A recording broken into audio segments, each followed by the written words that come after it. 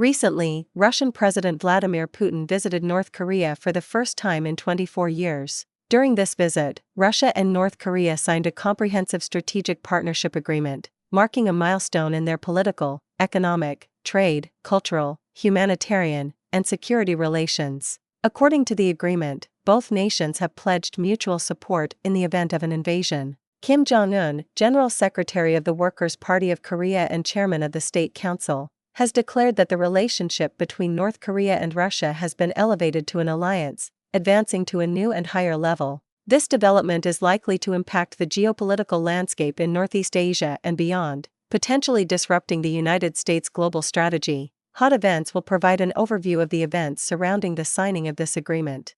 South Korea may provide lethal aid to Ukraine in response to Russia-North Korea agreement.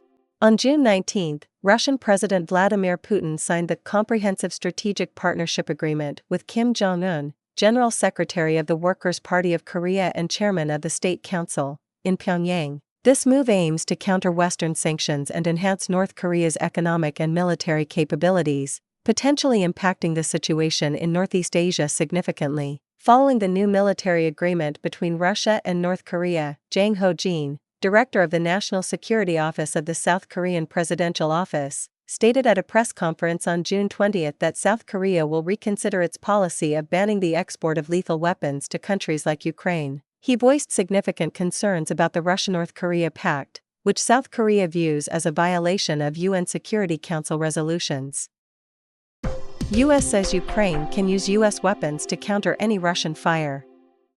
On June 20, the U.S. Department of Defense reported that Russian troops were firing across the border at Ukrainian forces, and noted that Ukraine could use U.S.-provided weapons to defend itself, not just against troops on Russian territory near Kharkiv. White House National Security Advisor Jake Sullivan commented that this situation is more about common sense than geography. He stated that if Russia is launching or is about to launch an attack on Ukraine from its territory, it would be reasonable for Ukraine to retaliate against forces attacking from the other side of the border. Sullivan also mentioned that Ukraine could utilize its air defense systems to intercept Russian aircraft if they are poised to strike into Ukrainian airspace.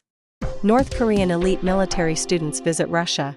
On July 8, a delegation of military training officers led by the president of North Korea's Kim Il-sung Military Comprehensive University departed for a visit to Russia. This marks the first military exchange between the two countries since North Korean leader Kim Jong-un and Russian President Vladimir Putin signed an agreement to enhance military cooperation. However, KCNA did not reveal further details about the visit's purpose or the delegation's itinerary. In 1961, North Korea and the Soviet Union significantly strengthened their bilateral relations by signing the Treaty of Friendship, Cooperation, and Mutual Assistance, which included an automatic military intervention clause for mutual military assistance in emergencies. Following the Soviet Union's disintegration, relations between North Korea and Russia underwent a period of adjustment. The two countries re-signed the Treaty of Friendship and Good Neighborly Cooperation in 2000, marking a new phase in their relations. Although the new treaty does not explicitly mention immediate deployment of military force,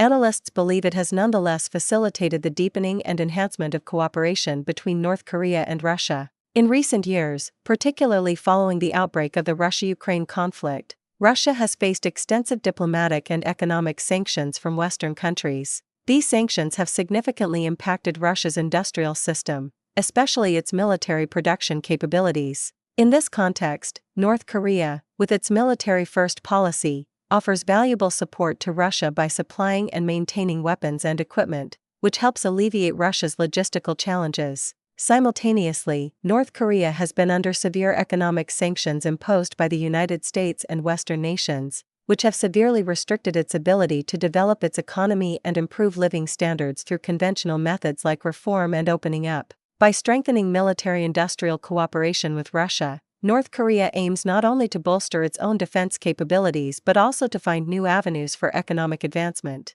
Through this cooperation, North Korea can leverage Russia's vast market resources and relatively inexpensive energy supplies to establish a foundation for economic transformation and improve living conditions domestically. This partnership reflects both countries' strategic considerations in a complex international landscape and opens up new possibilities for their future bilateral relations.